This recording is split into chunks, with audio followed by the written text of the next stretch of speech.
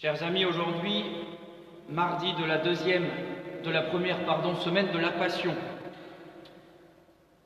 Dans l'épître du jour, nous lisons l'histoire du prophète Daniel qui était un des conseillers du roi babylonien Cyrus. Et Daniel a fait détruire les idoles babyloniennes et le peuple babylonien vient au palais pour réclamer la tête de Daniel en menaçant le roi et sa famille. Et le roi a peur pour lui et pour sa famille, et malgré toute l'affection qu'il a pour Daniel, il va le faire jeter dans la fosse aux lions. Et Daniel va rester 6 jours dans cette fosse en louant le nom de Dieu, le seul et l'unique vrai Dieu, au nom duquel il avait fait détruire les idoles païennes. Et les lions ne vont pas toucher à Daniel pendant 6 jours. Et loin de là, un homme, Habacuc, prépare un repas et est transporté par l'ange de Dieu pour venir donner ce repas à Babylone, à Daniel, dans la fosse aux lions. Dieu prend soin de son fidèle serviteur, de celui qui se bat pour la justice, de celui qui se bat pour sa gloire. Cela est bon de nous le rappeler à l'heure où nous avons tendance dans l'Église aujourd'hui à parfois idolâtrer le monde païen.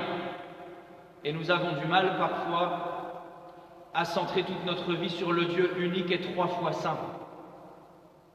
À l'époque, dans l'Ancien Testament, on ne plaisantait pas avec l'unicité de Dieu, avec la transcendance de Dieu et avec le Dieu unique. Eh bien, nous non plus aujourd'hui, nous ne voulons pas transiger. Nous avons foi dans ce même Dieu et nous sommes prêts, si nécessaire, à subir l'injustice. Et Dieu prend soin de son serviteur.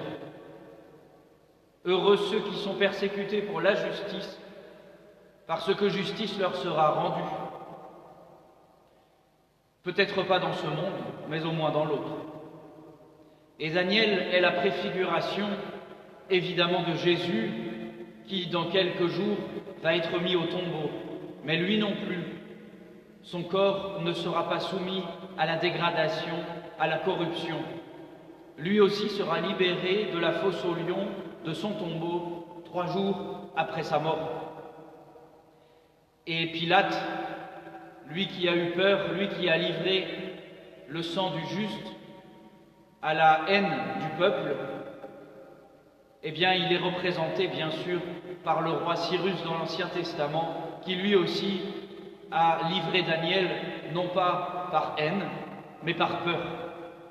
Prions Dieu de ne pas être à leur ressemblance, de ne pas être lâches, de ne pas avoir peur, de ne pas abandonner le bon Dieu et Jésus dans sa passion au moment où tout va mal. Prions Dieu de lui rester fidèle. Et pour cela, l'Évangile d'aujourd'hui nous invite à avoir dans le cœur, dans les semaines, dans les jours qui viennent, une question. Où est Jésus? Où est Jésus dans ma vie quotidienne?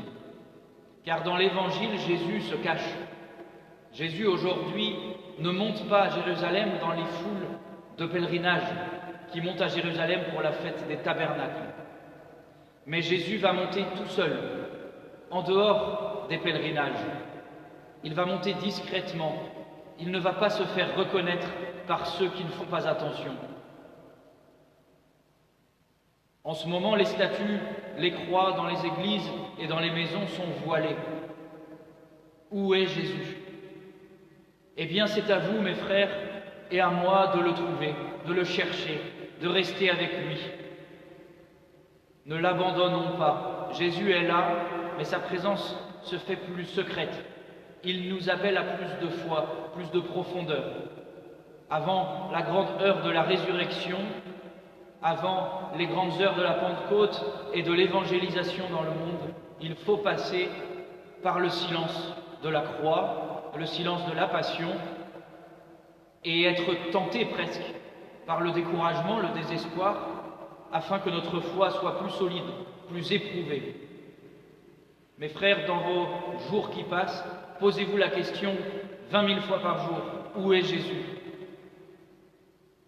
Dans quel service, dans quelle attention, dans quelle parole puis-je trouver Jésus 24 heures sur 24 dans mes journées?